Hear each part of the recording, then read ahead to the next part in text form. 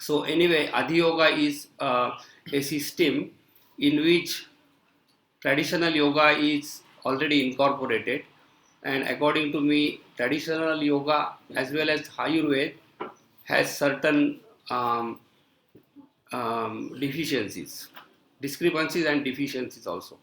So I tried to correct those, and then there are some missing parts such as health science, biological science, modern psychological science. These are missing in the traditional yoga science. Though people say that they contain all these topics, I have not seen any particular subject yet, any book. For example, the diet is not there in any traditional yoga book, including Bhagavad Gita or Hatha Yoga Pradipika. The dietary science in the Charak Samhita is not sufficient, and nobody is following that dietary science. So one needs to really know the nutritional science which has developed over the last 200 years. So I was lucky to study that subject from my childhood. So I incorporate that, and also today's social conditions are not allowing one to perform the traditional yoga as such. Though most of the people who are teaching yoga today, they when they talk traditional yoga, but actually when they practice, they are mostly practicing fitness and a little bit of therapeutical yoga. So there is a confusion about whether Patanjali is talking about the yogasanas to make your muscles strong, and whether Bhagavad Gita is telling you yukta ahar for taking a diet for diabetes. So nutritional science is incorporated in that book, and most of that book's health science I have practiced myself for 30 years, so I know that it is sufficiently correct. Um, so that is the description of the book. And Zoe, I don't can't pronounce her last name. Zoe has done the French translation and she's present here. So I will request her to come when the actual opening takes place, because I want to honor her with that. Now the second book which we are going to publish is called Patanjali Code.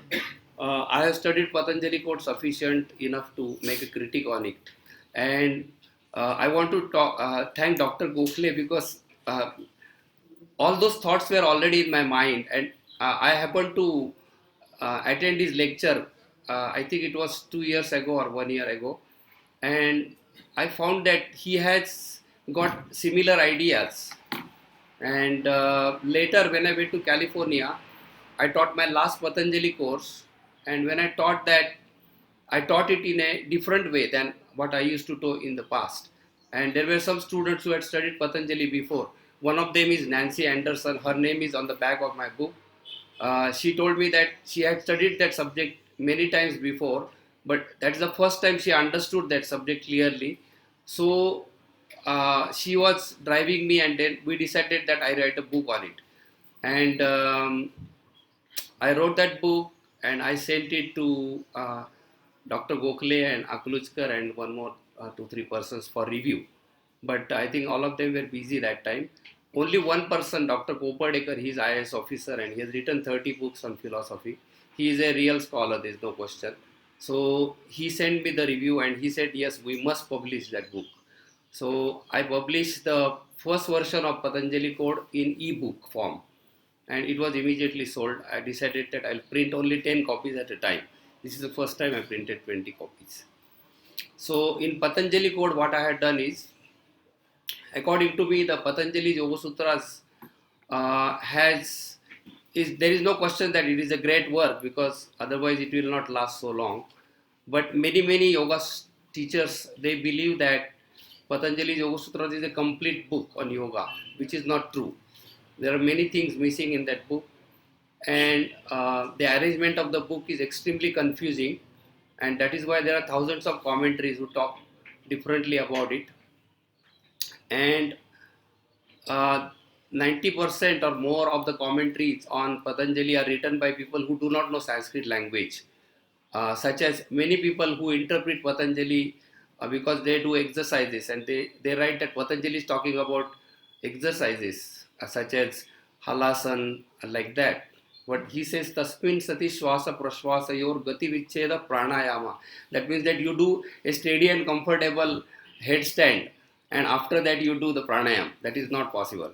So it is only a sitting posture in the Patanjali, and Patanjali is not at all talking about the yoga sanas, though some of the commentators have included that. The Hatha Yoga came around 1700 years after Patanjali. So those asanas are not included in Patanjali. Not only that, the dietary science is not there at all. And there is a confusion about the Ishwar Pranidhan. It comes at three places.